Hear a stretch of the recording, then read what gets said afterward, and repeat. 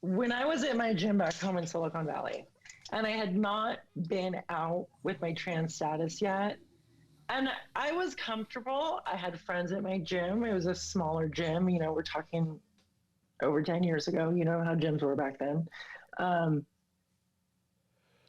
We were a cute little community, but I still had a fear of telling my coaches about my trans status because I had no idea where that gym sat on the queer spectrum at all. Mm-hmm. No one talked about anything queer.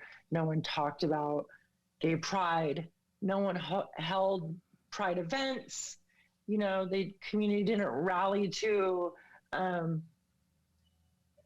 like Silicon Valley Gay Pride or San Jose Gay Pride or San Francisco Gay Pride. It wasn't conversations that were being had. So even though I had transitioned when I was 15, and we're talking about, 14, 15 years later, that fear was still there. How are they going to perceive me? Are they going to think that all of my abilities are because I was born genetically male? Are they going to hate on me for this? What I'm trying to share with them that makes me really vulnerable. Like when you have nothing to base it off of, you're just kind of living in fear on a daily basis. At Active Life, we believe that the healthcare clinic of the future is the gym. Everybody starts with the best case scenario in mind. Never sell anything to anybody who is not in the market for what you have. The only reason we work out is to create the opportunity to recover. And the healthcare provider of the future is the coach. And this is why you guys need to get paid well, because what you're doing is really, really hard work. Chloie Jönsson, welcome to the Active Life podcast. Thanks for coming on. Hey, thanks for having me. It's my pleasure for having you. It's funny, I told you in our pre-interview conversation that you're one of the people who travels in the circles that orbit the circles that I travel in, where I feel like we know a lot of the same people. Your name has come up a bunch of times, and we've never met. So here we are. Hello, hello. Hello, hello. Would you mind providing a little bit of background information for the audience as to how you became Chloie Jönsson, the known entity in the fitness landscape that you are today, so that when we get into the questions I'm asking you, everybody understands the personal experience that you're coming from when you answer them? Yes, I will give you the shortest answer to that is I am a trans woman, and I had transitioned when I was 15 years old. So for the majority of my adult life up until my late 20s, I had lived as what we call self, which means you didn't acknowledge your trans status and you didn't really talk about it. You just went on living life as a cisgender female, essentially. So I did that. I found fitness later in life after I had gone through drug and alcohol recovery, and I was making that, mental, physical, whole body wellness journey. And that had brought me to CrossFit in my later 20s. And whether people know it was me or not, I very publicly brought a lawsuit to their front door because they wouldn't let me compete as a woman. They said I had to compete as a man. So that was like 2014-ish. And since then, I have just been an advocate and I would say frontline fighter, which feels weird to say, but it is the truth, for trans and queer inclusion in all fitness spaces. And now I guess that's like all spaces, but. And are you president of the Out Foundation? I am president of the board. Yes, correct. And what does the Out Foundation exist to do? I'm so glad you asked. That was not a canned question. I'm curious. I love it. I get all excited. We do many things. So first, it started off as just a queer club a little over 10 years ago in New York, where the founder would get together queer people in a safe space to work out once a week. And then it slowly evolved, not so slowly, I guess, but slowly evolved into more and more people coming, taking donations, taking that money and giving them to other community nonprofits.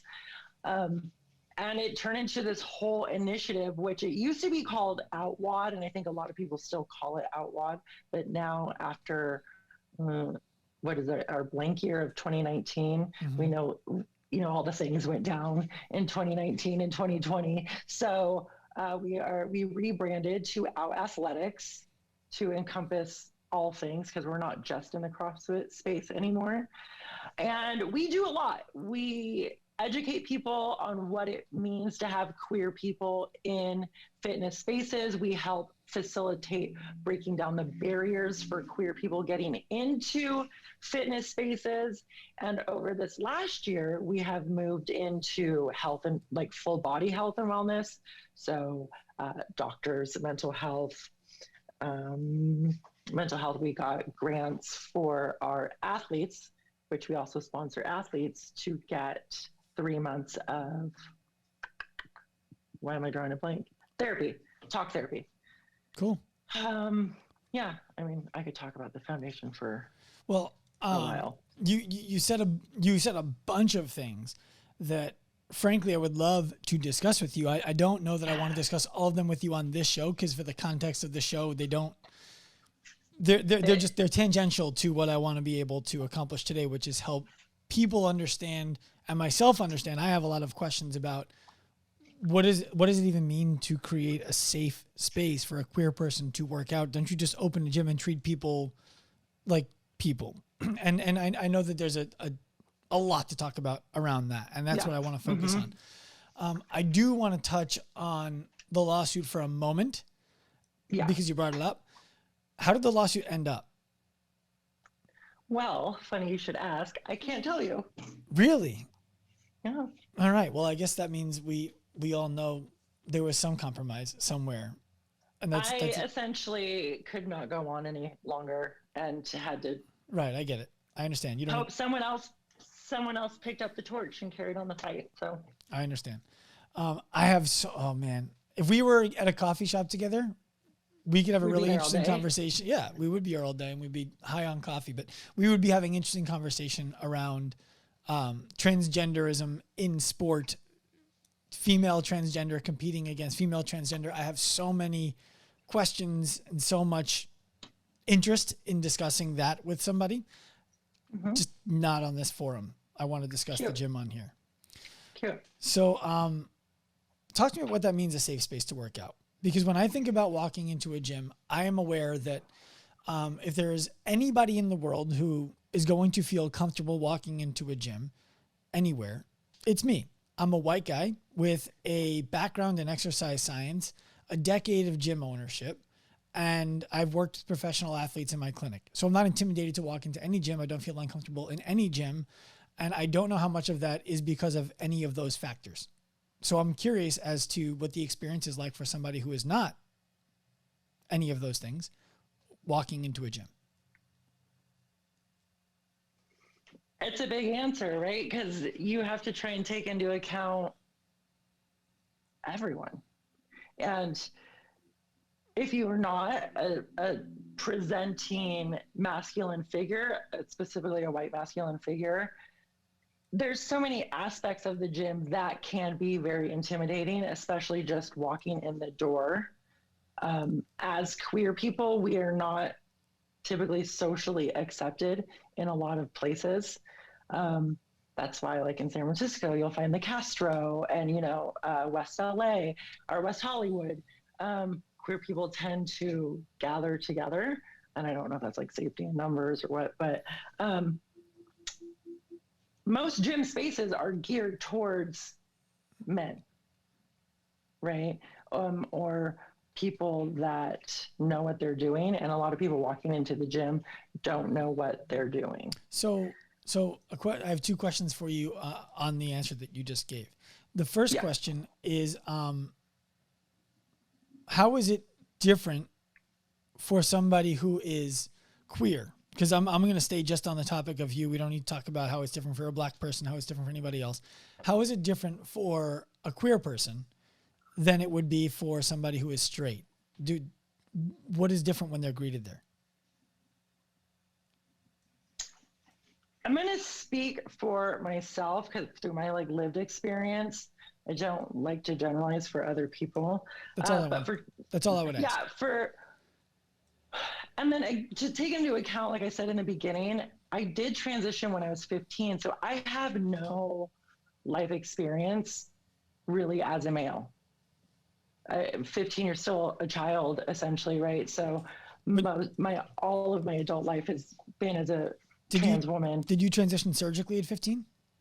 No. So physically, yes. I did not have gender affirmation surgery at 15. Okay. So when you were 15, you still had male body parts, and you were presenting yourself in a more feminine way. I'm trying to understand what that means in terms of. Yes, I was on hormone therapy. I was seeing a psychologist. I was under the care of a doctor. Started at 15, and then by 16, my legal documentation had been changed to female.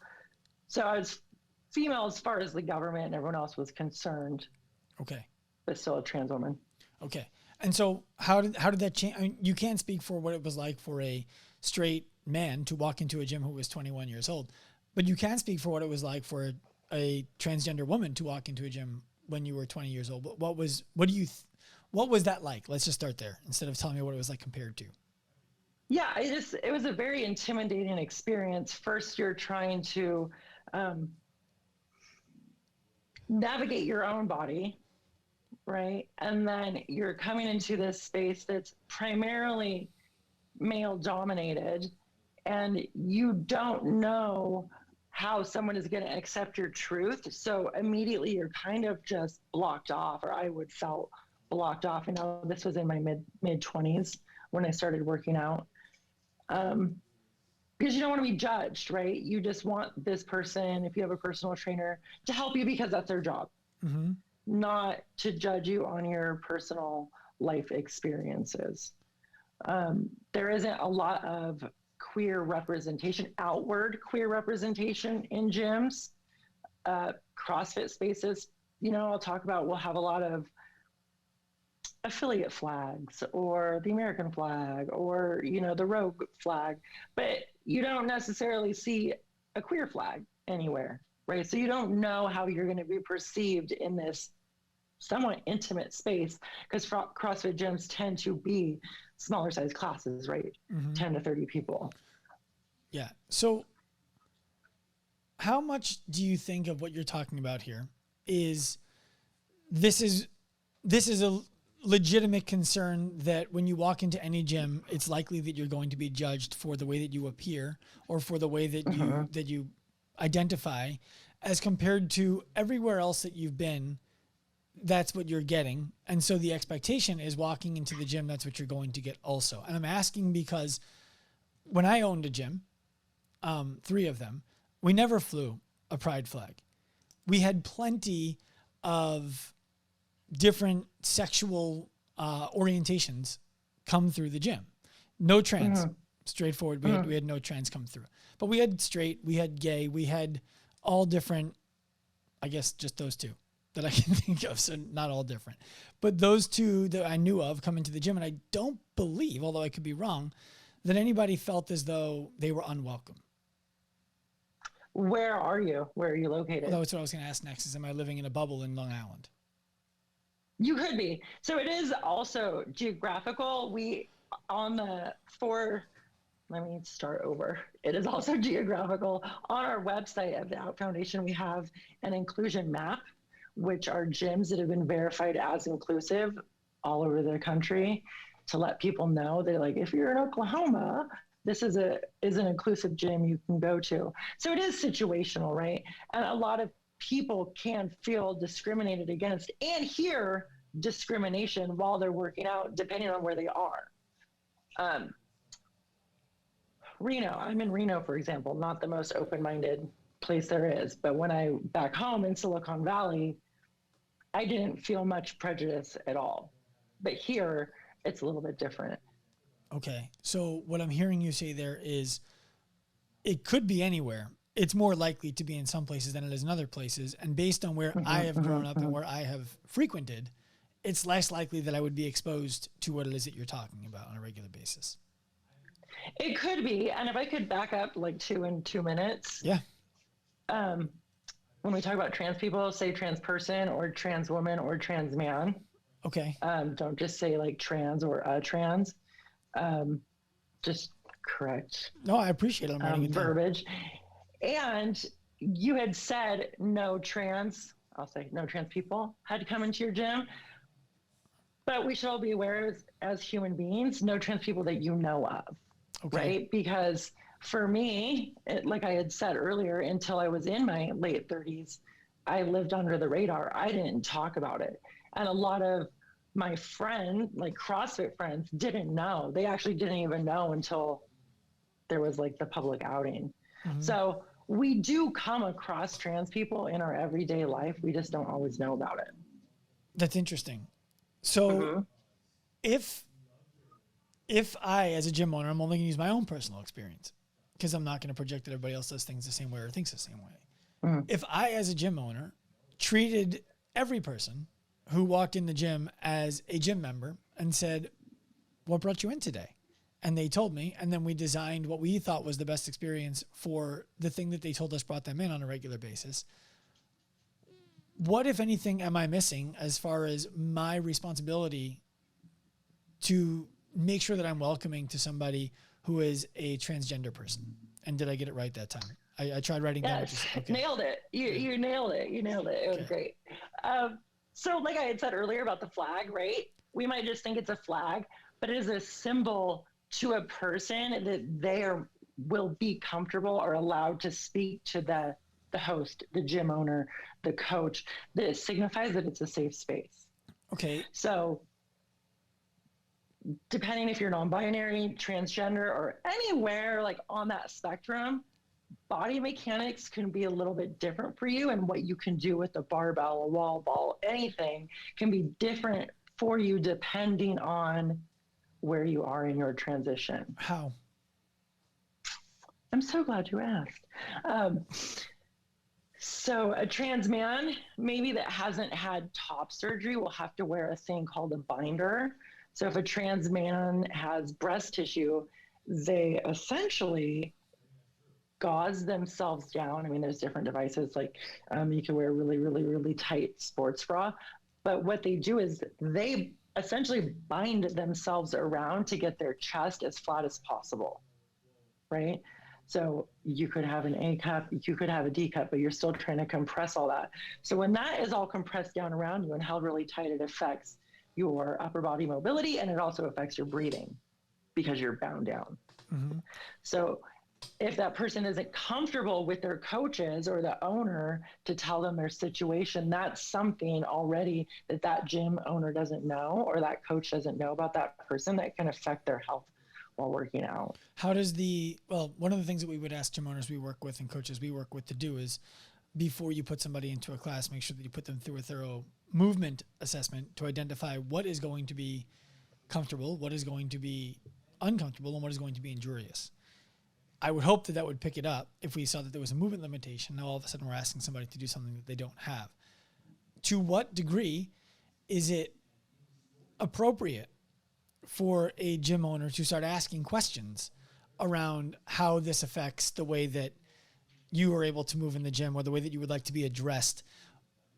Let's just go with that question, then we can ask the next one after that. I would say that it is never appropriate unless they've already sparked the dialogue with you and you've established that those kind of questions can be asked. So then how does the gym owner or the coach know then? Because it feels to me like we're in a paradoxical situation where we're supposed to be able to identify that there's a, what did you call it? I forget what a binder, and you don't have to identify it. But what I'm saying is that we need to create the culture where people are comfortable talking about it with the person that's supposed to be giving us coaching tips on our physical wellness. And, how does the coach create that culture? How does the coach create that environment outside of, for example, a flag? I know that that's one way that they can do it. What else can they do? And the reason I say besides the flag is, while I'm not opposed to putting that flag up so that people know that we're a safe place to be, it then leads me to thinking, because full disclosure, I was a gym owner who the only flag we flew was the American flag. And actually when I hired some coaches, they felt strongly we should have military flags. So fine, we put those in too. For me, it was every flag that we fly that's not American is kind of exclusionary if we don't have the flag that represents the other group, right? So if we had, for example, a Blue Lives Matter flag, I wouldn't fly it, not because I don't support police. We had 10% of the local police department in our gym, but because I didn't want, now I have to hang a queer flag, then I have to hang a Jewish flag, then I have to hang every group, I feel like at least, that is marginalized in any way in society to make sure that they're included in my flags. I'm curious what your thoughts are on that. I mean, first of all, I'm curious of why, like, you would be opposed to that. Because good question. I don't want to leave somebody out, and I don't know who has frankly, I don't know who has a flag and who doesn't have a flag. I'm Jewish. I've walked into places in the past and been concerned about if they knew, would it be okay, for sure. And so I think I know some semblance of what it may feel like. I definitely think if they had like a Jewish flag up, I'd be like, oh, okay. They totally are going to be cool with me here. The other side of that, though, is I try to avoid making the assumption that I'm not welcome until it's shown to me that I'm not welcome.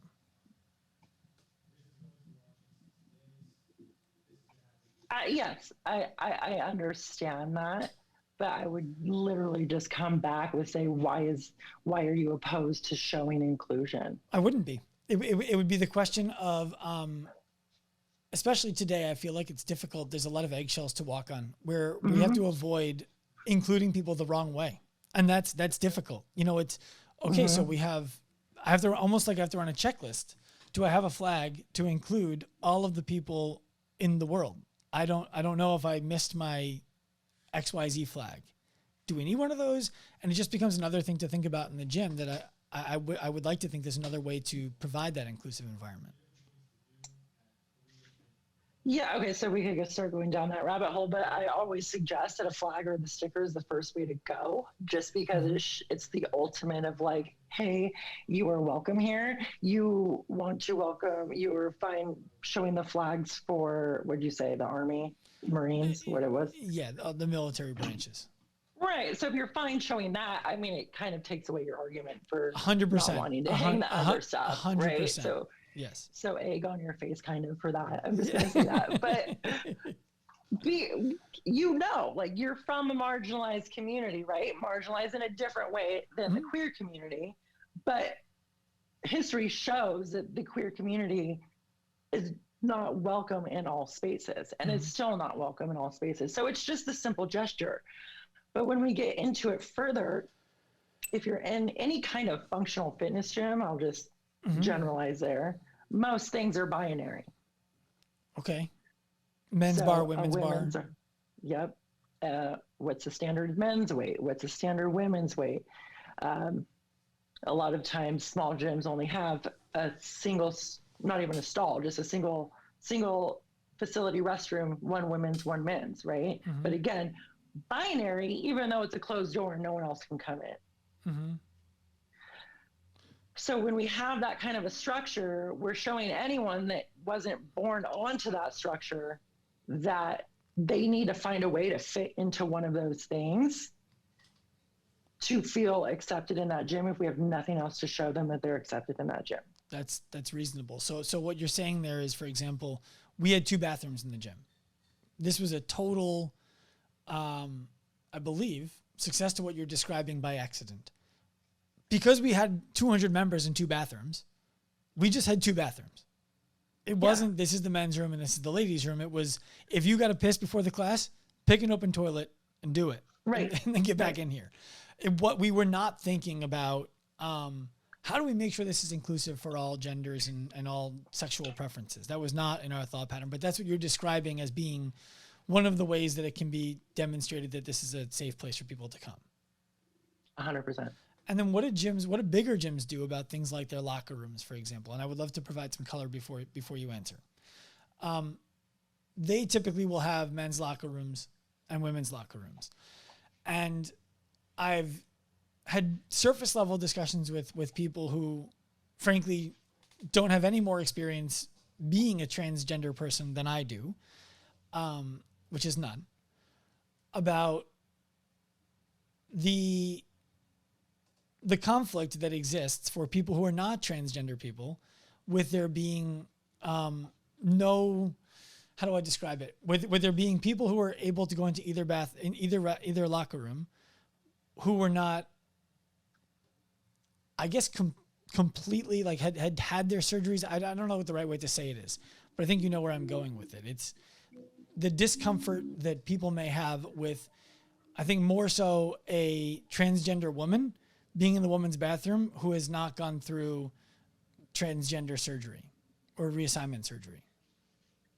Yes, old terminology. So we've moved on to gender affirmation surgery. I'll write that one down. Take notes. Take notes. By the way, I appreciate you correcting me and giving me the space to say the wrong thing without. No, we all need that. Okay. We all need that, no matter like what we're talking about or doing in life. I'm a big fan of saying I don't know, or can you explain? Mm-hmm. Because there's a lot in this world I don't know. Well, that's what I just mumbled through that. That verbiage has changed for me, I think 3 or 4 times over the course of 26 years, almost 27 years now. So, it's also constantly growing and adapting for me. And sometimes I don't agree with the changes, but I just go with it for the good of the cause, Mm-hmm. I think what you're asking is, and I don't know if I have this correct because it was kind of fumbled. Oh, yeah. But you had a conversation with another. So what I'm saying is gendered person, and you guys with your heads together were trying to figure out what the comfort level would be of a trans woman in a woman's locker room where there was no. No, let me do it again. Okay. Let me do it again, and let me just be as straightforward as possible.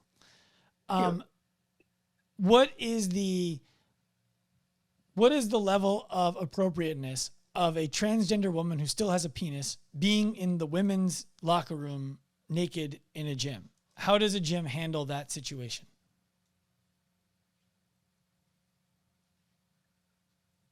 Well, I mean, it's not appropriate if that person identifies as female and it's like female outward appearing. Mm-hmm. Same other way, right?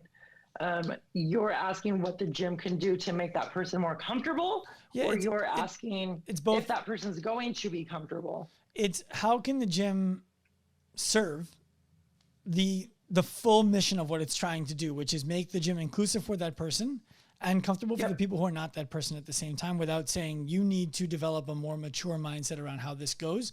Because I can see legitimate points like people saying, I don't want my kids being exposed to that until I've had a chance to talk to them about that, for example. Mm-hmm.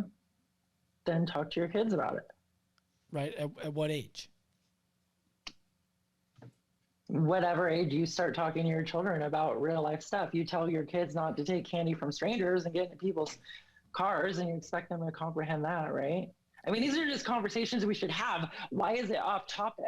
Why are we scared to? Why are we scared to have a conversation? I'll tell you why that would be off topic, or I don't know if off topic's the right way, but why that wouldn't be something natural that comes up for me in a conversation, for example, with my 2, 4, 6-year-old. It's something that they're unlikely to see day in and day out, because I'm not bringing them into a locker room day in and day out. And even if I was, the likelihood of that experience happening in the locker room is still very low today. Where and they're very unlikely to die from it, like extremely unlikely to die from it. Where them getting into a stranger's car is something that is a necessary conversation if they're going to stay outside in the front of the house without me being out there. Right, and as a human being, I would say this is just a necessary conversation to have with children. I mean, there's all different walks of life, right? We talk about why people have different skin colors. We talk about why people speak different languages. I would assume we talk about why some couples are same sex. It's just part of life and part of growing up. And the more that we don't talk about stuff, the more society makes it inappropriate to talk about, because we don't talk about it. And you yourself just said that the chances of them experience this are super slim. So why is that even a concern for for us. Great if question. We are already acknowledging that the chances are slim that this is going to be a possibility. Why are we making such a big deal out of it? So I say, can I answer that? Go ahead. Yeah, I'm just going to keep going. I'm speaking I'm speaking as if I was a gym owner. What do I do? Yeah. Right? Like I'm in a situation where I'm setting up a brand new gym. Do I not have men's locker rooms and women's locker rooms? Do I have just changing rooms where the door opens and the door closes? What do I do? And if I already have a gym that has 2 locker rooms like that, and I decide I want to do something to be more inclusive, what do I do? Not so that I can tell them that this is what they should all do, but so that people can at least have the information to make a decision for themselves as to whether it's something that they want to prioritize doing. Perfect. And this is great, right? Because we don't want to generalize anything, and there's no hard and fast rule for any of this stuff. It's just a conversation, and we're always still growing. If you have the room to build out and you're building it to your specs, in your dressing room, you can have partitions, right? Like you're in a dressing room in Ross or in a dressing room in Macy's. You can have like partitioned areas where people, if they need to feel modest about, for whatever reason, they can go into the partition, pull the curtain, change, and be done with it. I mean, we don't have to make it a bigger thing than it is. And what if they don't have the room to build out? And we just have like an open space, you're saying? Well, like I'm talking about like one of the gyms that we work with, for example, is 75,000 square feet. And it might seem like, well, then they definitely have the room. They have less room to do things than most gyms that we work with that are 4,000 square feet because of how they've already utilized all 75,000 square feet. And they have male locker room, female locker room. What do they do if they want to create, I'm asking selfishly as somebody who works with this gym and many others like them, what do they do to create inclusive space that is not building out new locker rooms? Right. So I'm asking you, are we talking about a locker room setup that you walk in and it's just an open space with like maybe a couple toilets in there with doors, but it's just an open space? Exactly right. See if you can get a partition put in there somehow, right? Like set up a little partition. Do you have another room that you can convert into a gender neutral changing room? What do you think? Is there another space? Whether it should be done or not, I think that business owners around the world are going to make decisions thinking about dollars. And what do you, and I think sometimes that's appropriate, and I think that sometimes it's inappropriate. What do you think the financial ROI could be for somebody if they did that? In other words, is there a volume of people who would be like, oh shit, I'm going to that gym now because they did that. I didn't even know that they were thinking about doing that. I'm comfortable going there. They talked about it in public. Hell yeah. ROI positive for the gym. Is that a thing? Or are they looking to create a safer feeling environment for 10 out of 10,000 members?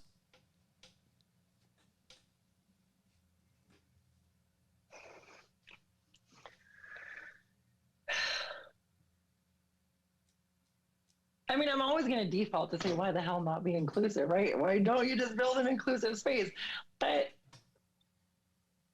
I mean, you could just break this down. Even if you're going to take inclusivity out of it, you can like go from modest to not modest. Not everyone's comfortable walking into a locker room and stripping down all their clothes and changing without somewhere where they can keep a towel over them or change where no one's looking because maybe they're not comfortable with their bodies, right? So if we're thinking on a large spectrum and you want to make as many people in your gym as comfortable as possible, why wouldn't you take that into consideration in the first place? Well, I think that's a reasonable perspective to have. The idea that you're probably going to satisfy a larger group of people than only the transgender people in your gym by creating privacy, right? I think that that's a reasonable thing to think. So I guess that, what are your thoughts then on it may be a better position for the queer community to take, that this is ROI positive for your gym for more reasons than just you're going to make it comfortable for the one in, I don't know what the ratio is, people to be comfortable in your gym? The other question? Yeah, does it dilute the message? Like, does it dilute what you're trying to do? Or does it get what you're trying to do done in a way that maybe is a different way to talk about it? I will say it gets the job done.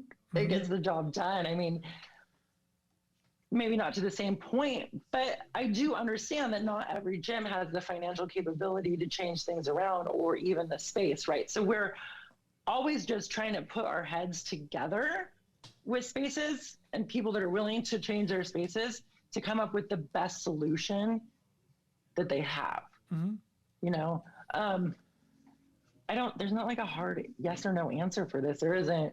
No, I get it. And that's why I wanted one to have the hard discussion. solution. And I think it's just, if people being willing to have the conversations and then to put some action into it, collect some data, see what's not working, what is working. Well, I can maybe say we'll find a solution. I can say I've been in a lot of locker rooms, and Same. even the biggest, most well-appointed locker room typically has more square footage available per person than maybe the rest of the gym floor, based on how many people are in it at a time. And I think if I was opening a gym from scratch, I do believe I would have lockers to keep your stuff and change rooms to get naked, change into your clothes, whatever you need to do in there. And then you wouldn't have to deal with this from a binary perspective, but I think I would be doing it because I think that the financial ROI is better than having male, female taking up all of this space for 6-7 people to be in there at a time during peak hour. Yeah. I was in this gym. Real quick, I was in a gym in San Francisco, and already you're assuming San Francisco is inclusive. They do everything they can for the queer community, but they just manage their space fairly well. They had 2 large bathrooms, but they were just one-person bathrooms. But instead of changing anything to that, they had 2 sets of stairs in their building, and they were able to facilitate changing rooms under the stairs.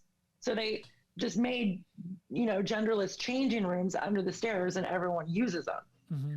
And it was kind of like a cute solution, right? Like, they had the space, they knew they needed to do something, Mm-hmm. and they just figured it out. So, I mean, there are answers. It's just not always easy.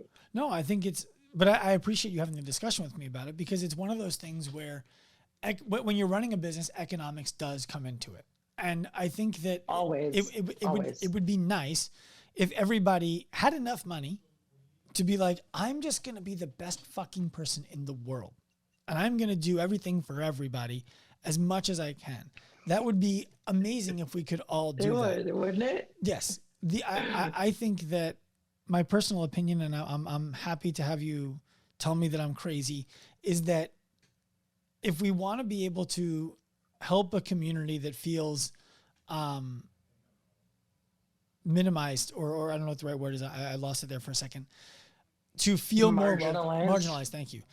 To feel more welcome, we should be thinking about solutions that take into consideration the pocketbook of the person who we're asking to make these changes. And I think that we could get more change in general if the considerations were, look, don't do it for me. Do it because it's going to make you more money.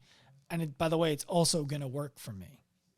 Do you follow me on that? 'Cause I think that most gym owners do the calculus, and they say, okay, so if there's 1 in 1,000 people are identifying as a transgendered person, I'm just going to not worry about getting that 1 in 1,000, because I'm only looking for 20 out of every 100 to even think I'm an interesting business, 2 out of every 10, which means this is a non-issue for me from a financial perspective. Do you follow me? Mm-hmm. And that might sound callous. So sometimes, no, right. But then sometimes it becomes moral at that point, right? Like, what makes you feel good as a business owner? Mm-hmm. No, are you going to harbor? I mean, I understand both sides. Like, I understand what you're saying, but then I'm just going to always argue, why not be inclusive, right? Why not do something? And I know that locker rooms are like a big thing, and bathrooms are a big thing.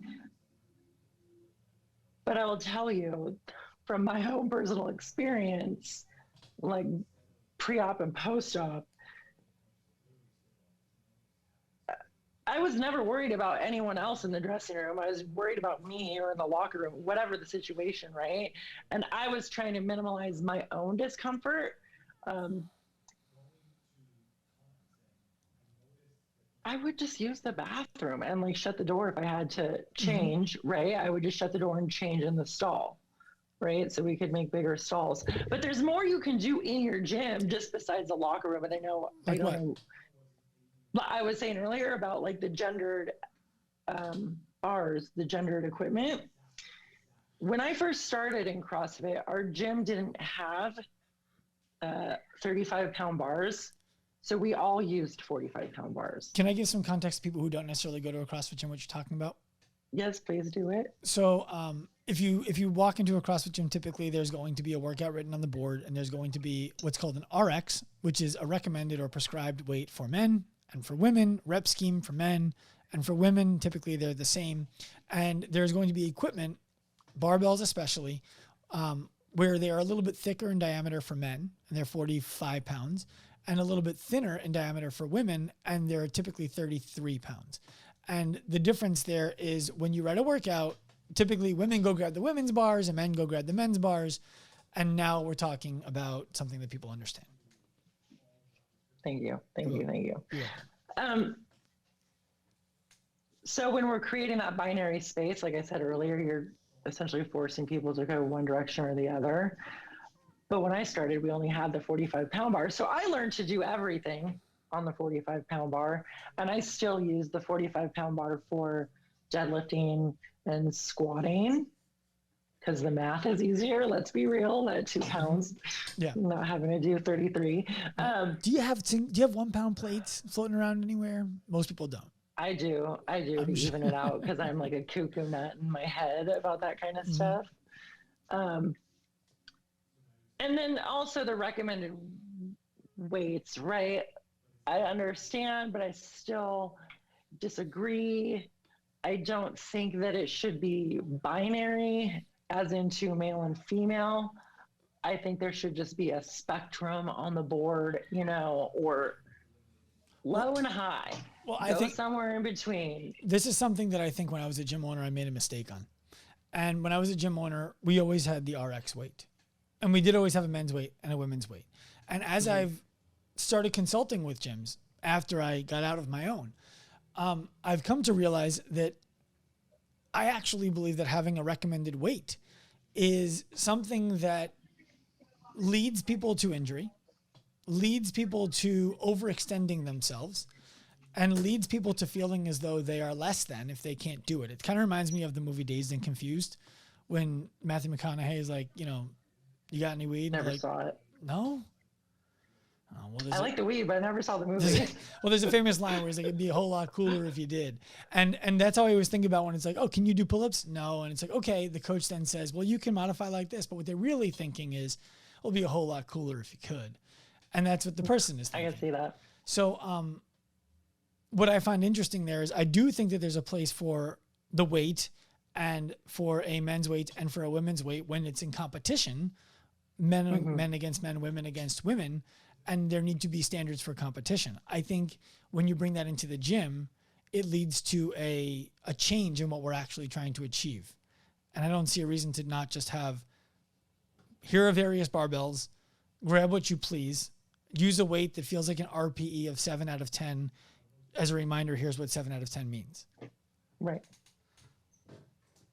Yeah, I think it would make everything a lot easier across the board for general pop, as well as anyone in the queer, trans, non-binary community. Because we set standards, right? We set standards that if you're identifying as male, you should be able to do X, Y, and Z. And if you're identifying as female, you should be doing X, Y, and Z. And even with Gen Pop, no one falls into those categories all the time. I had too many female clients who were much stronger than me to think that makes any sense. In other words, yeah. I'm not showing up to do a workout at the same weight that Brooke Wells is doing it, or that Brooke Entz is doing it, or that Samantha Briggs is doing it, or that... Who is? Not me. I'm like, no, thanks. I'm going to do less reps, less weight, and probably for less time. Like I'm just not interested. So in you doing mean more anything. time, right? It's going to take you longer to do less. It depends on if we're doing the same number of reps. Yeah. I have a funny story there. I was at Rich Froning's garage back when he was working with us in like 2017, and we work out all day, and I'm like the least fit of the fit guys in my gym. That's where I kind of placed myself, and I'm exhausted. End of the day, he's like, let's do a workout. We go to the garage. It's an absurd workout with sandbags and bench press, and the sandbag weighs exactly what I weigh at the time. And I'm like, I don't think I can do that. He's like, what do you weigh? I'm like, 155. And he's like, it'll be all right. He finished his workout, partnered with Lindy Barber in like 14 minutes. And me and my partner, who was a regionals athlete, who carried me in the workout, took 48. Like Lindy was home, showered, and in bed before we were done. So we modifying that is perfectly fine by me. I get it. Back to what we were talking about. What it's sounding like to me is really that the things that make a gym inclusive for transgendered people, queer people, non-binary people, are really just things that make gyms inclusive for people. It's novel, right? When you break it down like that, it is, but it's revelatory for me, because the things that you're describing outside of the locker room situation, because we really haven't had that discussion, it hasn't been relevant for anybody. Everything that you're describing is kind of the stuff that we talk about, but we never do it in the context of, you might have a LGBTQ plus person walk into the gym. It's never come up in a conversation for us with a client, I should say. But we're telling them to do these things for the purposes of, that person is going to feel less than if they can't do the required weight. That person is going to feel like they're modifying again. They must be a burden on you. Stop making it that doing it like this is on a pedestal. It really does make it just easier for everyone involved in the gym situation.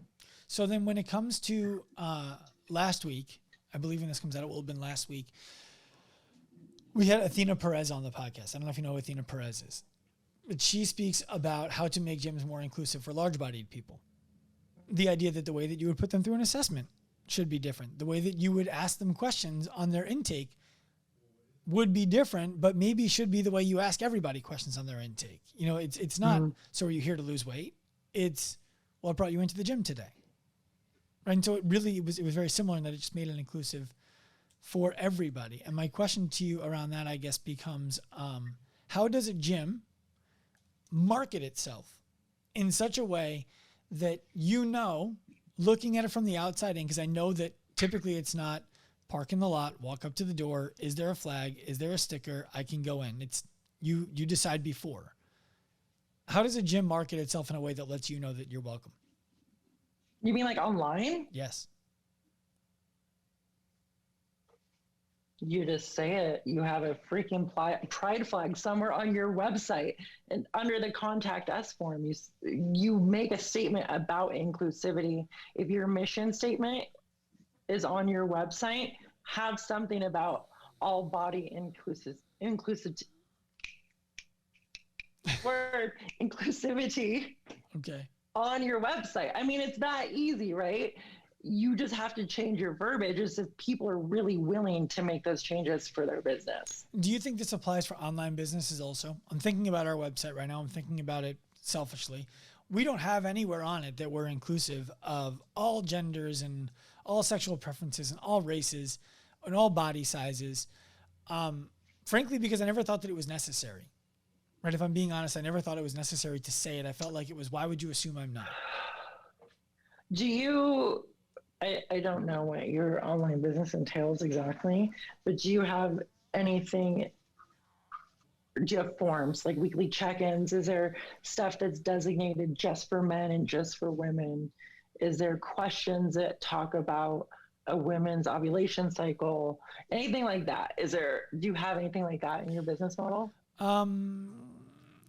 We might, when it comes to the one-on-one coaching client, meaning when someone's coming to us for one-on-one support. And that would be, I think, the only place where we do it. Otherwise, we're consulting with gyms and coaches, and we're teaching them how to work with clients. And so when I have conversations with people like you about this stuff, it's for selfish reasons. I want to become better at working with our clients and disseminate a message that you're not going to have the conversation with every single one of them one at a time, but we can. Mm-hmm. So from my experience with my nutrition coach, the platform they use, because it is like, it's segregated, somewhat binary. There's a question on my weekly check-in. There was a question, I can't remember exactly how it was worded, but it was something about ovulation cycle, like whatever the question was. And I emailed them and I was like, now this is also a progressive person that owns this business. Mm-hmm. And like it had slipped past her. And I messaged and I said, hey, just to be clear, not all females have an ovulation cycle, and some male clients can have an ovulation cycle depending on where they are in their transition. Like, I am female, but I don't, that question does not apply to me. So they had to change the verbiage in that question so that it could still go out to everyone, but also so that it was not offensive. So we do that. Someone. We do that too. How do you do it better? I mean, like how do, like, so you make the up. correction. Mm-hmm. Yeah. Well, no. So we didn't make the correction.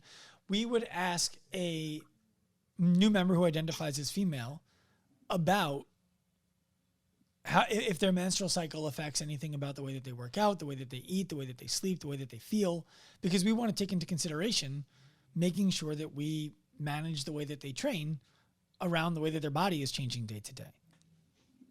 So I believe the way they changed it, I think it just says, instead of the question asking right out, it says for clients with an ovulation cycle. That's how the question started. So automatically you're like, okay, I can just skip this, not applicable to me. You can ask that, and then that's a really good example for me. This is what I'm looking for in this podcast, and I appreciate you giving it to us. It's tactical and it's simple, because a postmenopausal woman also isn't going to have an ovulation cycle. And again, it's another example, and it's really becoming more interesting to me than I thought it was going to be, because it's another example of, you're not necessarily being inclusive with the mind of a single person. It's just thinking about people in general and providing them with context and language that makes them feel comfortable. Right. And you're not excluding or pointing the finger at any community when you word it like that. And I think that was a great solution that this company had to it. And again, when you set up things to succeed like that, it will make that client more comfortable with you. So then as that coach is working with that client more, and maybe that client is trans woman or trans man or non-binary, it might make them open enough or feel comfortable enough to open up more, right? And start breaching that conversation and having that conversation with people. Well, I think that what you're speaking to there is language matters.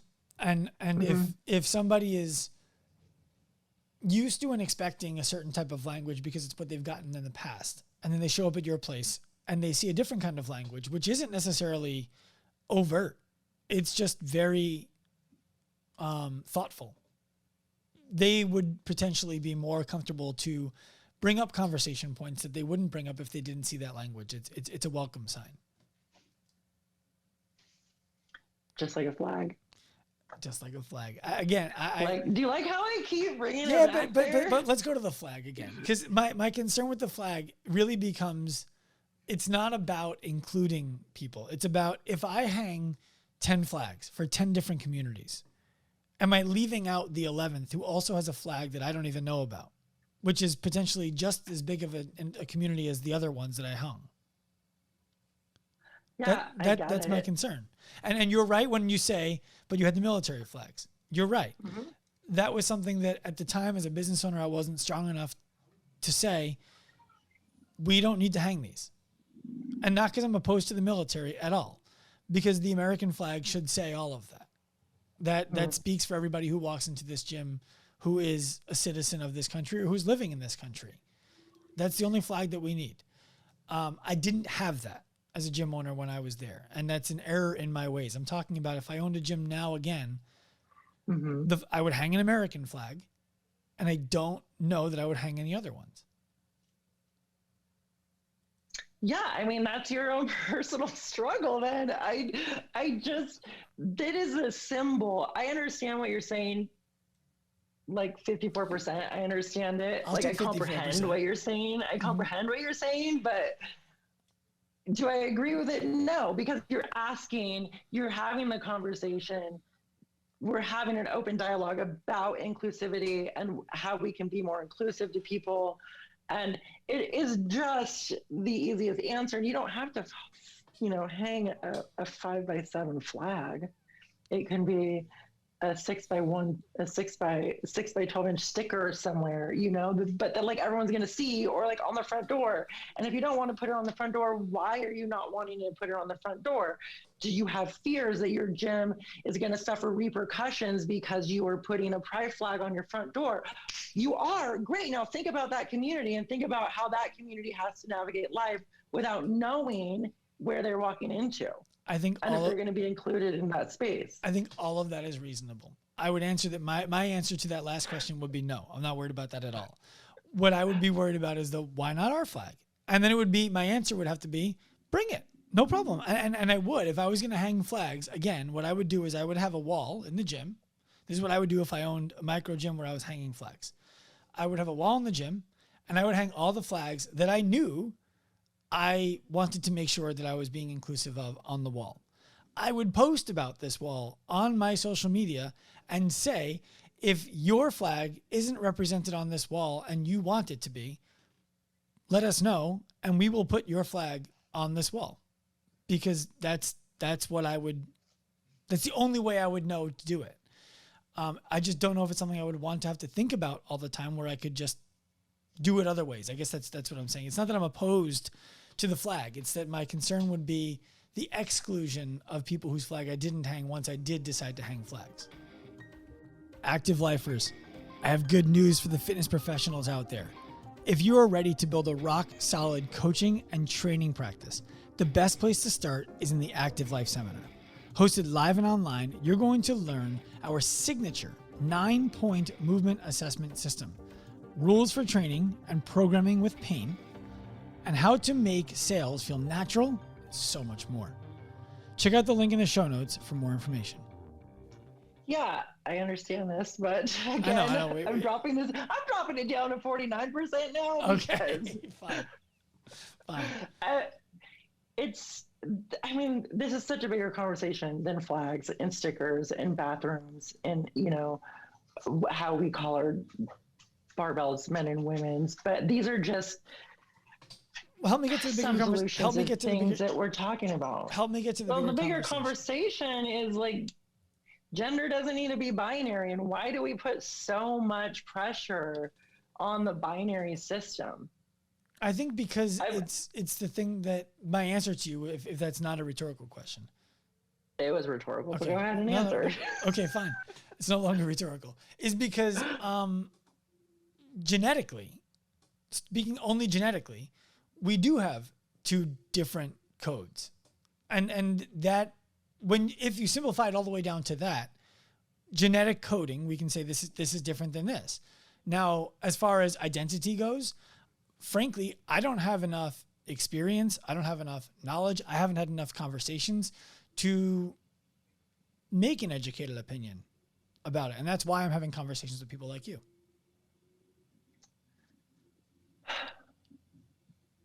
When I was at my gym back home in Silicon Valley, and I had not been out with my trans status yet, and I was comfortable. I had friends at my gym. It was a smaller gym. We're talking over 10 years ago. You know how gyms were back then. We were a cute little community, but I still had a fear of telling my coaches about my trans status because I had no idea where that gym sat on the queer spectrum at all. No one talked about anything queer. No one talked about gay pride.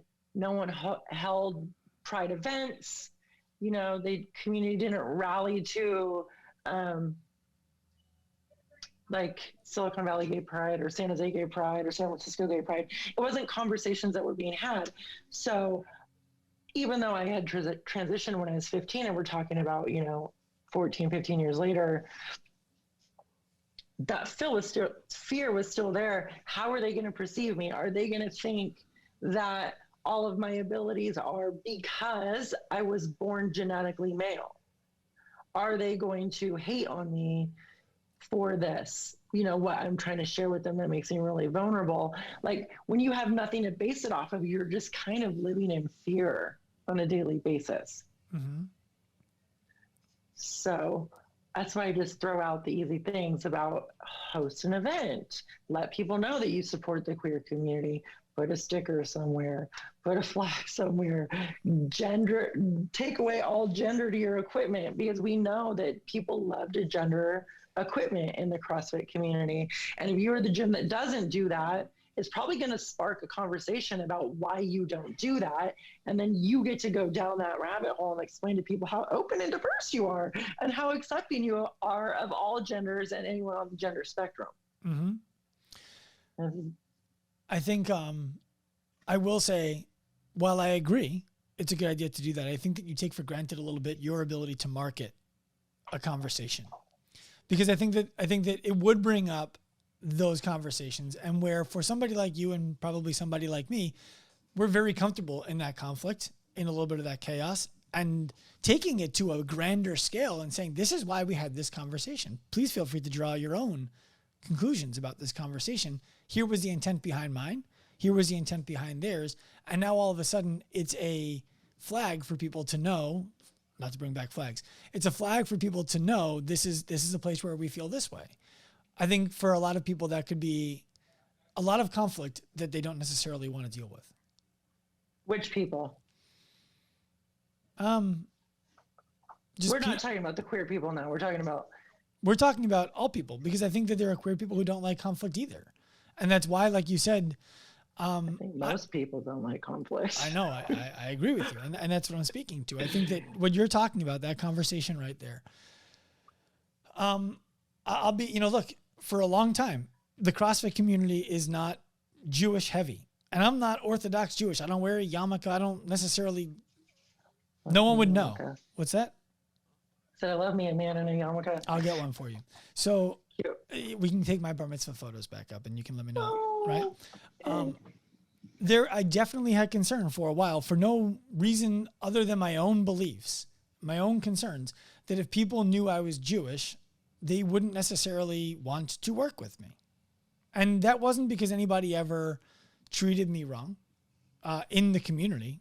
It wasn't because I had a bad experience with a member or a bad experience with a gym owner. That was never a thing. It was just my beliefs because of other things that had happened growing up. And I think that if I was less comfortable with conflict, I understand why you wouldn't talk about it at all. Mm-hmm. So I was only speaking to the idea that I think that you're right. Drumming up a conversation like that is a great way to start the conversation more broadly about what your gym stands for. I think that you would probably do that more easily than a lot of people hearing you say to do that. That's all I meant. Mm-hmm.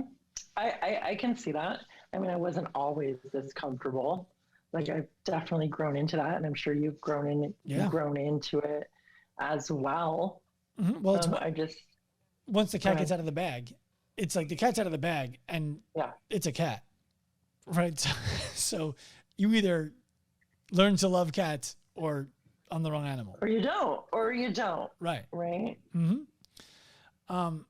So what does the OWL Foundation do for gyms who don't yet have the awareness that they're looking for, who want to be more inclusive and don't know where to start?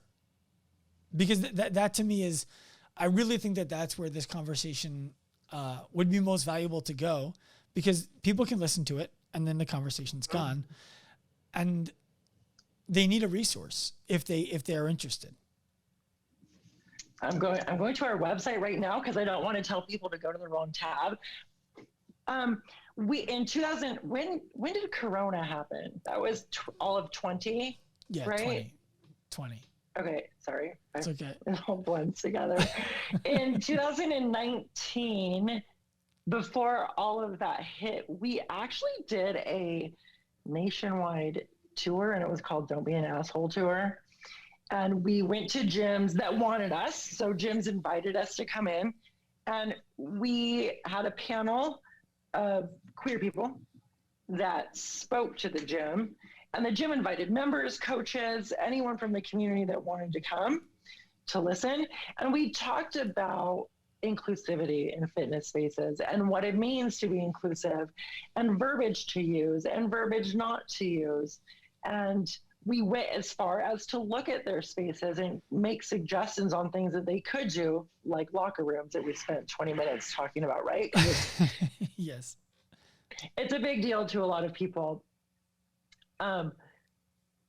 So we did that. We went to many cities in the country, and it was really fun to see the turnout of people and have fluid conversations, because a lot of people are scared to ask questions because they don't want to use verbiage that will offend somebody. Mm-hmm. So we made a very open space and said, listen, don't worry about saying something wrong. Just ask your questions, right? And so that was huge. I would love to do that again, because people had so many great questions that they were just scared to answer because they didn't want to offend anyone. 100%. And I think as much, they also don't want to be thought of as the person who's okay with offending somebody. Yeah. Mm-hmm. And then, and that's again why, believe it or not, getting somebody to come on this show who is from the LGBTQ plus community to talk about the things that we're talking about right now was probably 3 to 4 times harder than any other type of guest I tried to get on. Tell me why. I don't know. It was when I would get into some of the things that I talked to you about already as questions that I wanted to ask. There was a lot of, you just don't understand. You're not tolerant. I'm not coming on your show. And I was like, okay, well, I would love to learn.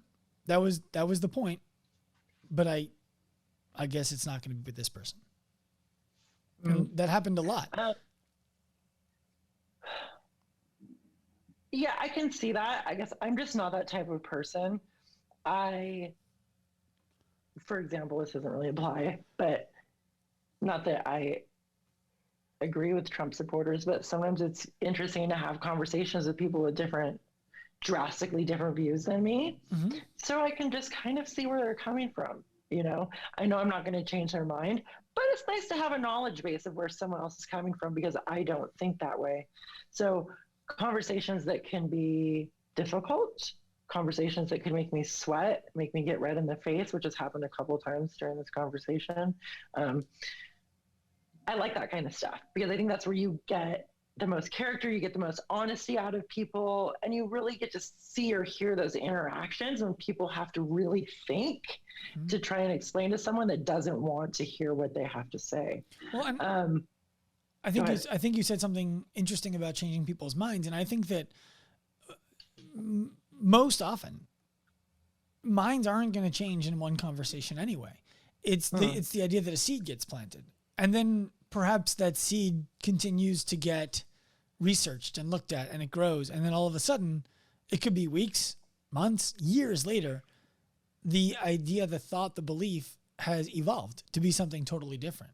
And for me on this show so far, an example of that would be, I don't think that you need to have 2 non-binary big locker rooms, but I do believe that creating spaces that are inclusive of people of all different body shapes and sizes, people who have different levels of confidence in the way that other people look at them when their clothes are off, serves more than one market of people who are feeling uncomfortable in the gym and would be a valuable thing to offer. So, so I think that there's value in having that kind of a conversation as well.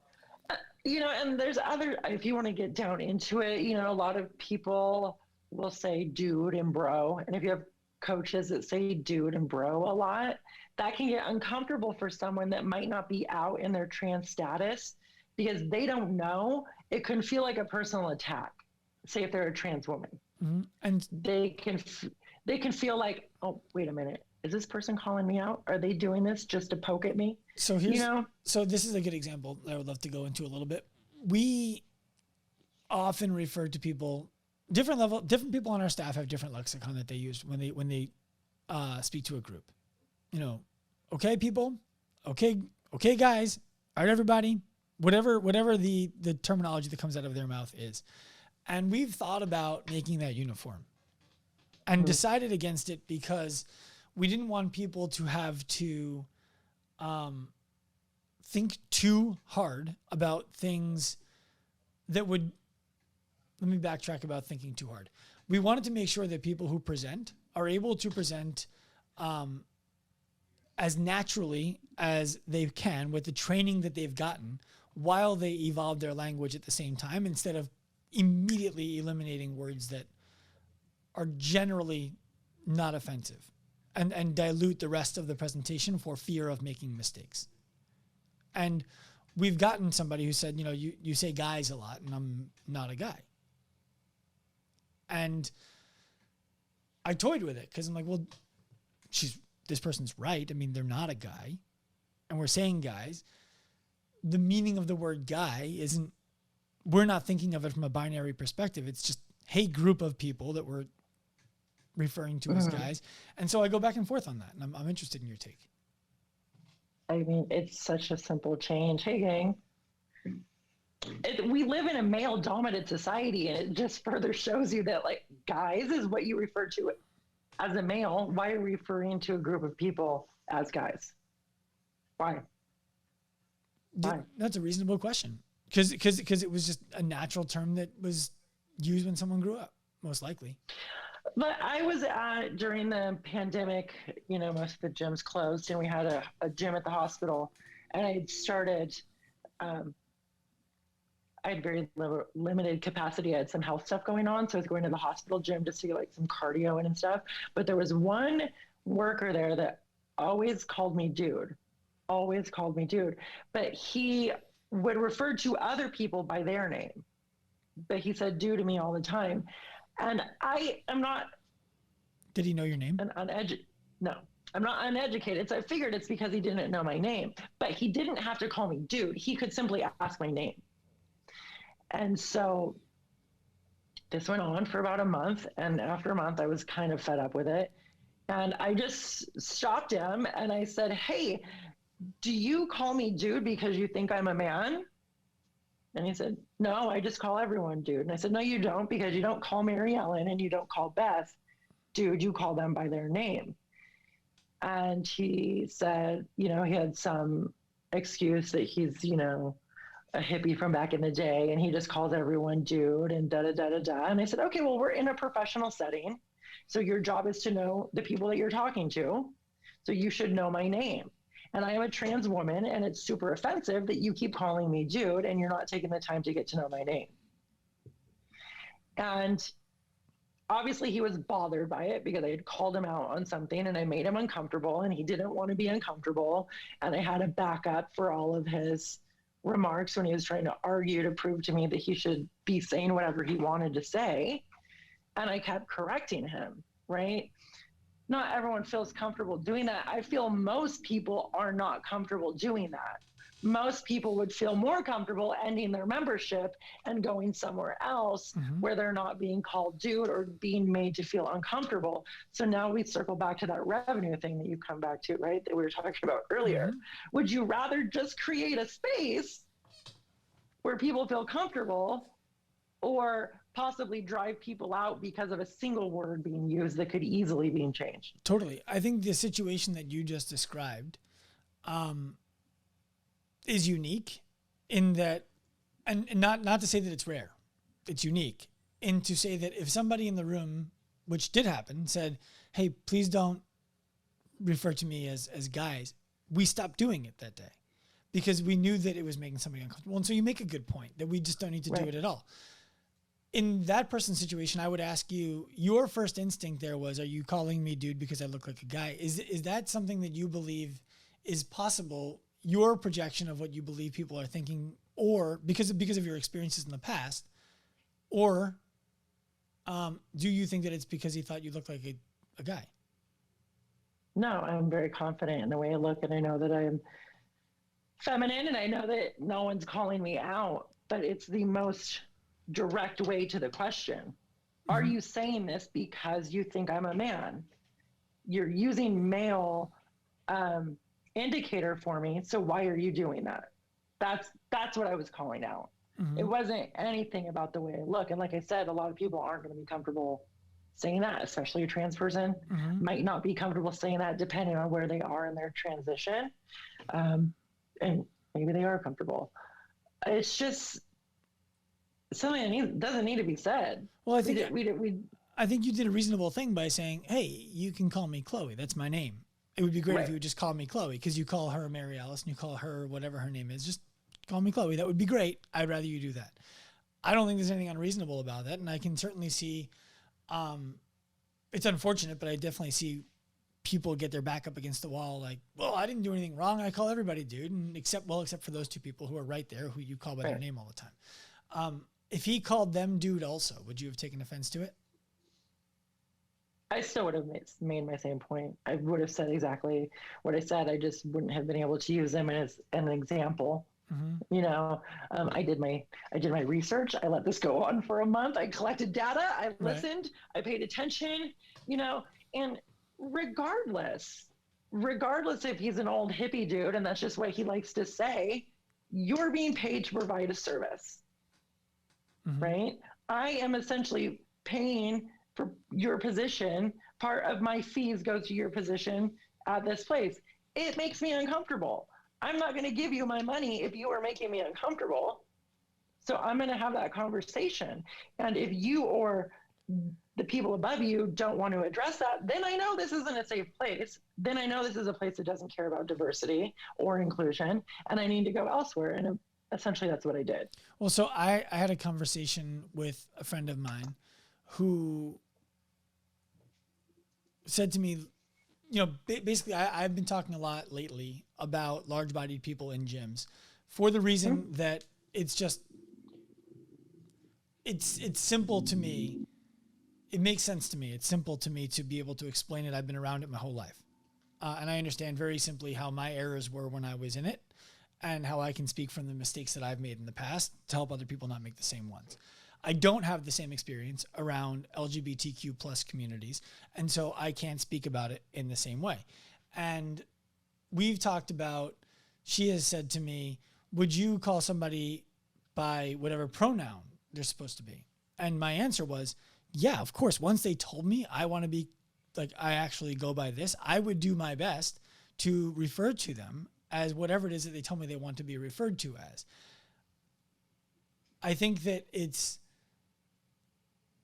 difficult for people who aren't in it all the time to understand how we're supposed to behave, what we're supposed to say, how we're supposed to describe a group of people. And I know that it's easy to say, oh, I'll describe her as Chloe because that's her name and that's what she likes to go by. But if I'm trying to describe 5,000 Chloes, what do I call that group of people?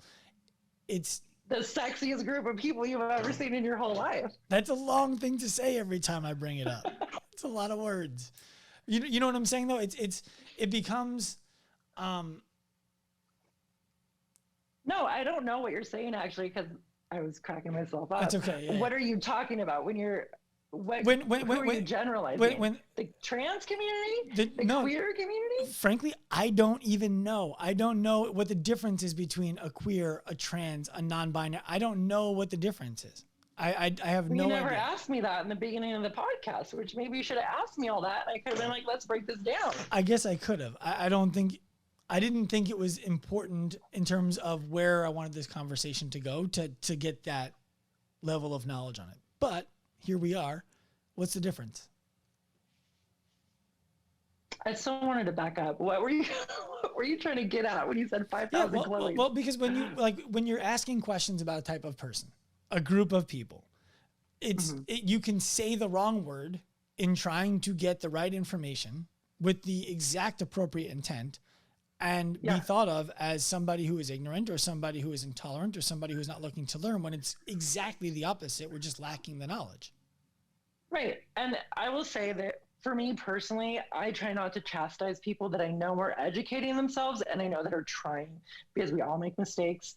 You've said some things, I've corrected you, I get corrected all the time. Granted, not everyone thinks that way, right? And I know you were talking about people, the woman you were talking to about larger people in the gym, which I have never understood why people give people that are overweight or larger, the larger community, shit for being in the gym, because that's where you're supposed to be, right? Like that's exactly where you're supposed to be. I can explain that to you if you'd like, but it's not about them being in the gym. It's about, frankly, them not being in the gym and blaming it on them for not being there, when in reality the place is not conducive for them to show up. And it's the juxtaposition of not understanding the reason that they're not there is because you have no idea how to serve them. Yeah. So I thought there's so many things I thought of while you were talking, and now I feel like we're off that subject, but I have to bring it back to this. So you have your online business. You talked about pronouns, like we've kind of skipped over that whole conversation. You have online business, you have intake forms, right? People fill out a form when they come into any gym. They have to fill out their stats, their liability form. They have to write down their name, address, blah, blah, blah. Right at the top of that, right before name, you put preferred pronouns, and they can write in what their pronoun is. Then you have it there in black and white. There's no question.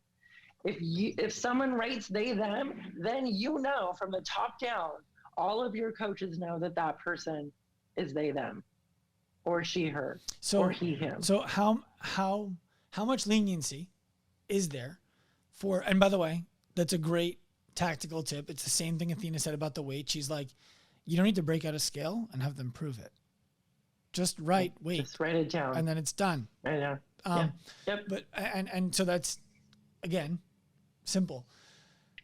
If somebody said, I want to be referred to as they, my reality is, okay, that's the first they I've ever met.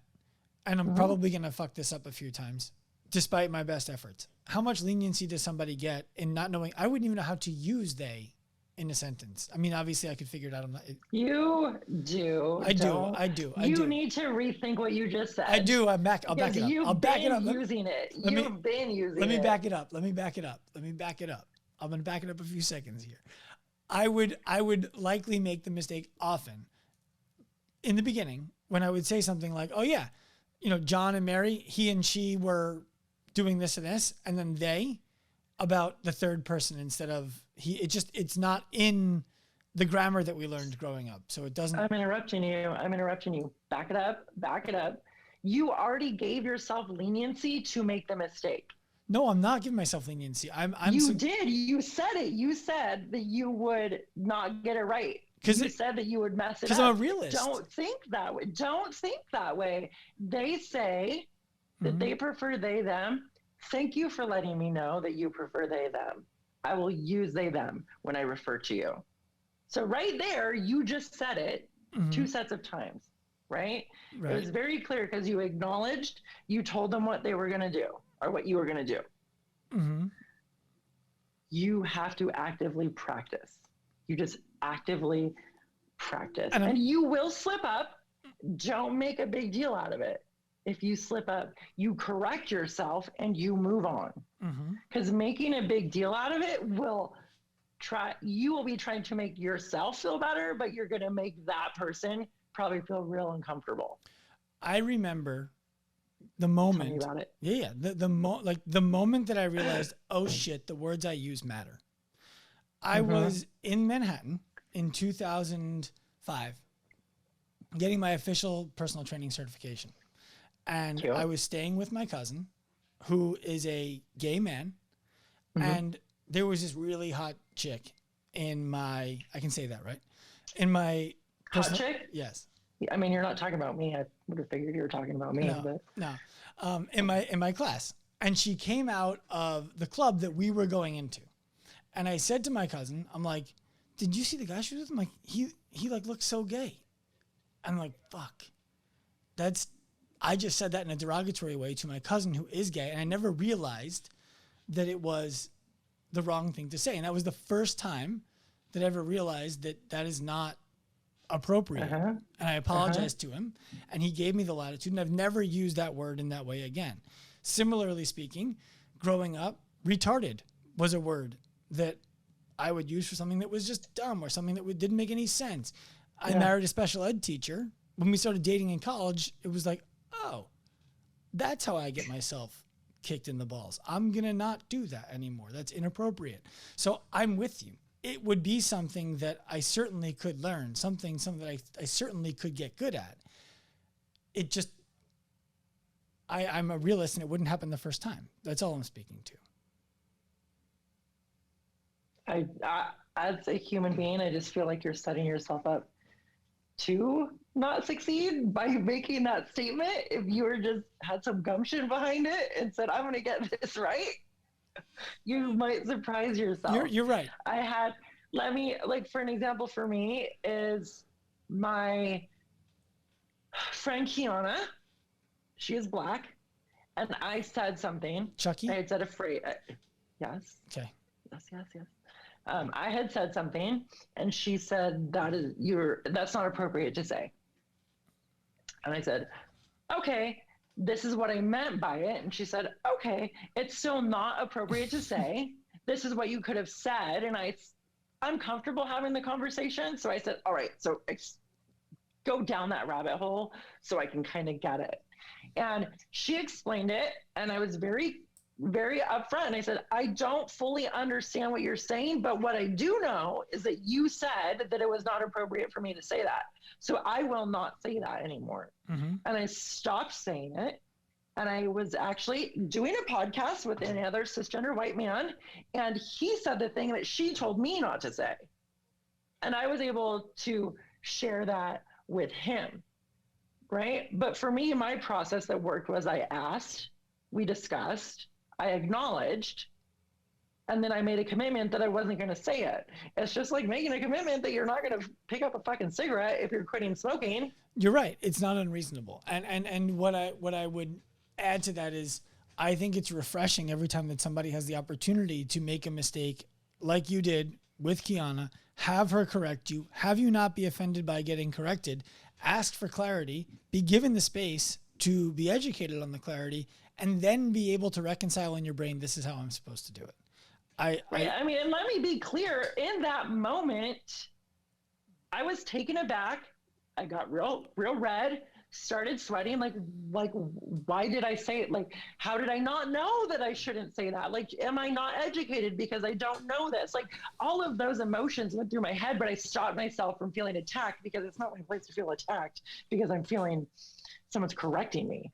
Right? Yeah. So it's like, I went through the emotional experience. I just dumbed it down for the original conversation, but I did go through the whole thing. I mean, and it's the same way for pronouns and gender. If we normalize the conversation, it's not a weird conversation. No, and that's why I wanted you to come on today, because I want to be able to normalize this conversation. I would love to be able to surround myself with people who I can ask these questions to on a regular basis, who have life experience in the other side of the question, as opposed to people who think that they have awareness without having the experience. Right. And is this recorded for people to see, or are they just listening? They'll be able to see it. Oh, okay. So for me, my lived experience is I fit in a very binary world. And even though I am trans, I would consider myself very feminine, a very feminine trans woman. Yes. I fall on the feminine side of the scale. So my lived experience, I have no idea what it's like to not be on the far end of the feminine scale. I mean, there's definitely more feminine than me, but I feel very feminine. Yeah. So I don't have that same experience. So even within my own community, I still have to ask questions. I still have to be educated. And it's that constant turning and learning cycle, right? We have trans people, our non-binary people on our board that moved from being non-binary to considering themselves a trans male. And that was a great learning experience for me, because I was able to ask questions along the way, because we had a relationship where we could, right? So everything I'm saying, I love to say this, is just from my own lived experience. That's all we can speak from, right? Otherwise, Yeah. we're speaking on behalf of somebody else whose opinions might have changed by now, or Yep. we're speaking Love on that. behalf of a group of people who don't all think the same just because they look and have one thing in common. Love that too. So I want to move to one last question, and you started to touch on it, but not in the way that I want to ask about it. Amy Mandelbaum is a friend of mine. She's the vice president, I believe, of the Out Foundation, or of the board of the Out Foundation, and she's a straight woman, right? She sure is. Right. So when I told people that I was going to be interviewing you, and I told multiple people because I've asked multiple people, please help me get somebody who can speak on behalf of the LGBTQ plus community from their own experience, because it was so difficult for me to get somebody. She was the one who came through. And when I've told people I was going to interview you, and I told them that Amy connected me, and how does Amy know her? Oh, she's the vice president. I got a fair amount of, that's ridiculous. Why would there be a straight woman on the board of the Out Foundation? To which my answer, and I'm curious as to your thoughts, are how are we supposed to run inclusive gyms and inclusive places and then exclude people from having influence on how we do it? And I'm curious as to your take on how a straight woman fits on the board of the Out Foundation. I mean, that's a very easy answer. She's an ally.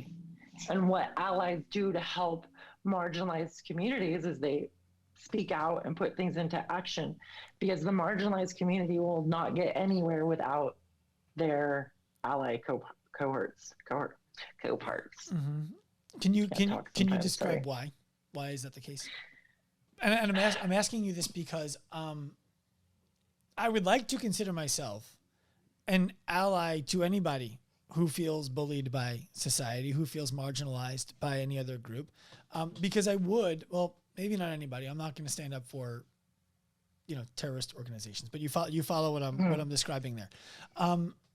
Are you speaking, like, you're saying marginalized communities? Yeah. You would stick up for like anyone in a marginalized community or oppressed community. And you don't even have to be in an oppressed or marginalized community. If you feel a certain way and somebody else knows that you feel that way and they continue making you or doing the actions that lead you to feeling that way, I would be happy to stand up for the person who is feeling minimized, not marginalized in that situation, but minimized in that situation. So I would consider myself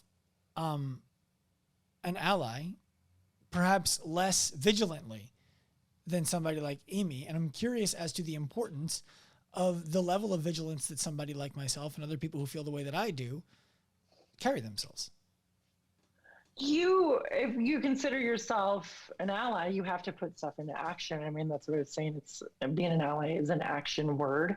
And that's why I gave the example, not why, but for the example I gave earlier about the conversations around Blackness, right?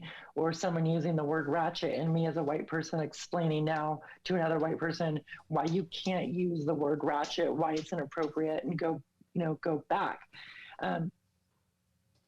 You have to carry the movement forward because that community is marginalized. So for the community to get recognized, whatever community it is, they need more numbers for representation.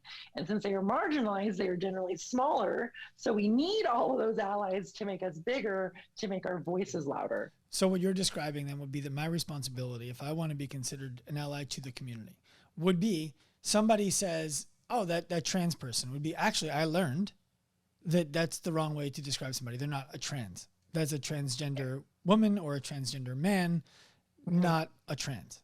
And that would be my responsibility and the thing that I could do to be supportive of a community that requires more mouths spreading the word. Is that what I'm understanding? Yes. If you heard that happen, you're now responsible for stepping in and educating that person with like whatever knowledge you have. So Amy is so valuable to our board because she is an ally and we get a different spin on things because she is an ally. So we can understand sometimes maybe how the outside sees us looking in, right? And Amy's really good at asking questions, or Amy's really good at saying, Amy has spoken to me numerous times. She is like one of my best friends, if not my top best friend. We've had many candid conversations about how she feels being on the board as an ally. And I have been lucky enough over the last, I think, 3 years to see her grow into that position. Because when her and I started, neither one of us was president or vice president. And we got voted by the rest of the board into those positions. So, you know, this gaggle of people believed in us and believed that we should be in those positions. And it's been amazing to watch her grow from, does my voice really matter, to, yes, my voice does matter because my voice does something differently than your voice does. Mm-hmm. Right. So she can just help carry the message in a bit of a different way that we can't. I don't really have a follow-up because I think it makes perfect sense to have her on the board. I just wanted to hear yeah, you. I do too, because she's freaking great. She's freaking great. You know, I think it's the today, as we do this interview in the beginning of September 2021, it's kind of a, speaking from my own personal lived experience, it can feel damned if you do, damned if you don't, on a lot of things. And it's like, I'm not a person who is going to stand up for things that I don't believe are important just for the sake of being the person who stands up for shit all the time. I am the person who will stand up for things that I do think are important to the degree that I am capable of articulating what I believe is valuable and why. And it's an interesting line to walk on a regular basis, where you want to say enough to be valuable and you don't want to say more than is within your scope to say, or correct people who you're not really sure how to correct. I don't want to be vigilant all the time, like looking for reasons to correct people. But I do it when I hear it and I'm aware of it in my own way. I don't know. That was just a little bit of a rant, but go ahead. It's just an interesting place for me in my life. This is the first time I've ever felt this way in my life, where it started with everything that happened with George Floyd last year. Right. And I didn't break down and cry. Like I feel bad for what happened. And I had a lot of questions and I had a lot of conversations afterwards, and I changed the way I do certain things afterwards. And then I learned about the marginalization of large-bodied people, and I'm learning about LGBTQ plus. You almost got it. Cute. There's another one. I think it was a little out of order, but just keep LGBTQ, going. LGBTQ plus. Yeah, but I think it came out differently the second time. Yeah, it did. I got lost in numbers. But it's. I don't want to sound at all like it doesn't matter, because it does. It's a lot of work to do. It's a lot of mental work to do. And the question is, how much of the energy do you spend on it? And what is the value of spending the energy on it? And where do you place the energy? And how do you project what you've learned? And there's a lot of questions for people to be able to answer before they start doing anything, if that makes any sense. It does. It does. Because I agree. I think what you've said is that we can't make everyone happy at one time, essentially, is what I got out of some of that. And we can't. That's impossible. But we can do little things. And I think those are the things that we have talked about. What are the little things that you can do to make people feel welcome without calling them out and being like, you're queer, you're welcome, you know? I wish I had the numbers in my head, and unfortunately I don't. But earlier you had asked me, like, what are some of the reasons, or why do people feel that they're not accepted in fitness spaces? Why do queer people not feel accepted?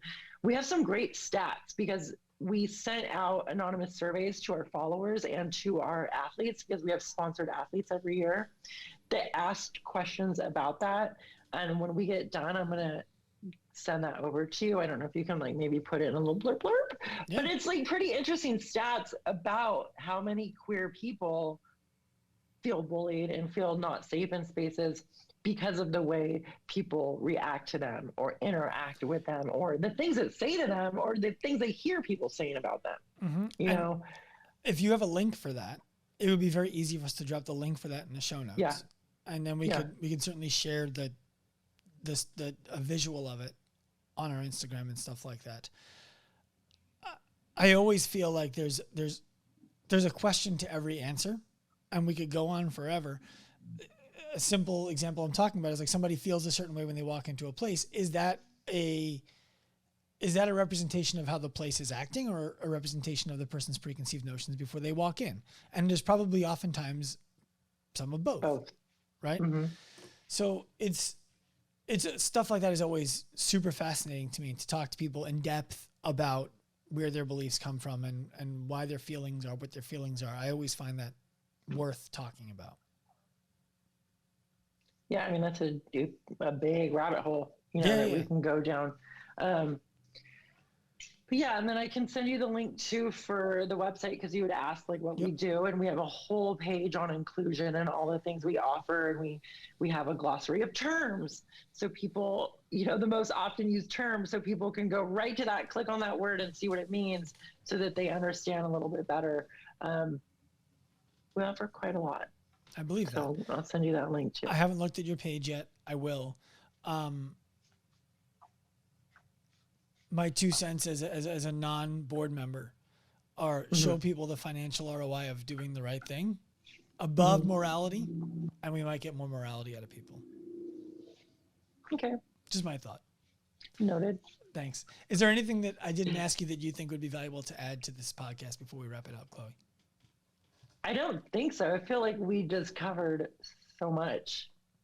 We did, and we could have gone on for 2 more hours, but we'll leave them wanting more. Yeah, cute. Like it. All right. Where can people find you specifically, Chloe? Me specifically, I'm in only one place, and that's on the Instagram. Okay. And that's my name, Chloie Jönsson, which I'm sure you'll have that spelled out for people, right? Yes. We'll put it in the notes. Yeah. And then our foundation, theoutfoundation.org. Perfect. Thank you. Thank you. Active Lifers, I have a favor to ask you. If you enjoyed the show, we pride ourselves on bringing value to you through the lens of bridging the gap between fitness and healthcare. The best way for you to support this podcast is by reviewing this episode wherever you listen. Please give us a 5-star review and share this episode with a friend. Your support helps so much.